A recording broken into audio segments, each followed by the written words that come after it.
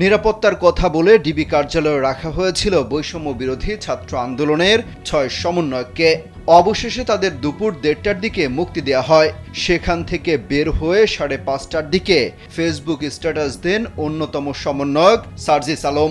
তার স্ট্যাটাসে তিনি লেখেন, কথা দিয়েছিলেন আন্দোলনকারী শিক্ষার্থীদের থেকে কাউকে গ্রেফতার করবেন না, মামলা দিয়ে হয়রানি করবেন না, আপনারা কথা রাখেননি।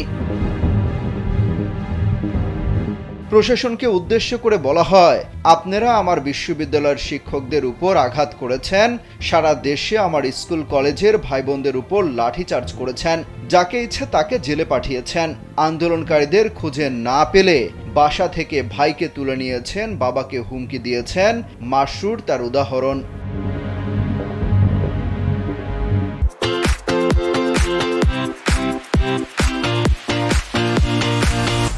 উল্লেখ করেন, যারা একটিবারের জন্য এই আন্দোলনে এসেছে তারা শান্তিতে ঘুমাতে পারে না গ্রেপ্তারের ভয়ে। এমন অনেকে আছে যাদের পরিবার এখনো তাদের খোঁজ পায়নি। এমন তো হওয়া উচিত ছিল না। কোথায় মহাখালীর সেতু ভবন আর কোথায় জাহাঙ্গীরনগর বিশ্ববিদ্যালয়? অথচ আপনারা জাহাঙ্গীরনগর বিশ্ববিদ্যালয়ের সমন্বয়ক আরিফ সোহেলকে মহাখালীর সেতু ভবনে হামলার জন্য গ্রেপ্তার করে রিমান্ডে নিলেন। সাথে আছে আসিফ মাহতাব স্যার, মাসরুর সহ আন্দোলনে অংশগ্রহণকারী অসংখ্য শিক্ষার্থী। রিকশা থেকে নামিয়ে প্রিজন ভ্যানে তুললেন, বাসা থেকে তুলে নিয়ে মামলা দিয়ে কারাগারে পাঠিয়েছেন। আমার বোনদের রাস্তায় ফেলে পিটিয়েছেন। কি ভাবছেন এভাবেই সবকিছু শেষ হয়ে যাবে?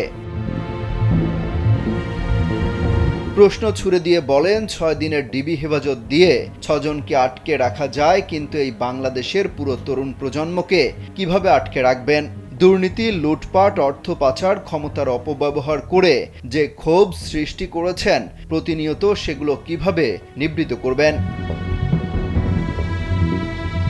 পুলিশকে উদ্দেশ্য করে বলেন, এদেশের মানুষের ক্ষোভ আপনাদের উপর নয়, পুলিশের উপর নয়।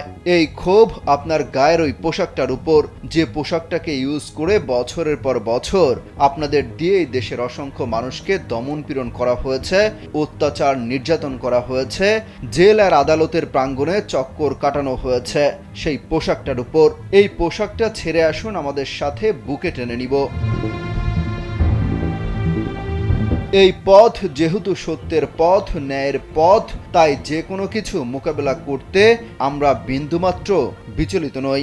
যতদিন না এই বাংলাদেশ আন্দোলনকারীদের নিরাপদ আশ্রয়স্থল হয়ে উঠছে, গণগ্রেফতার, জুলুম নির্যাতন বন্ধ হচ্ছে, ততদিন এই লড়াই চলবে। অমিত হাসান রবিন, কালবেলা।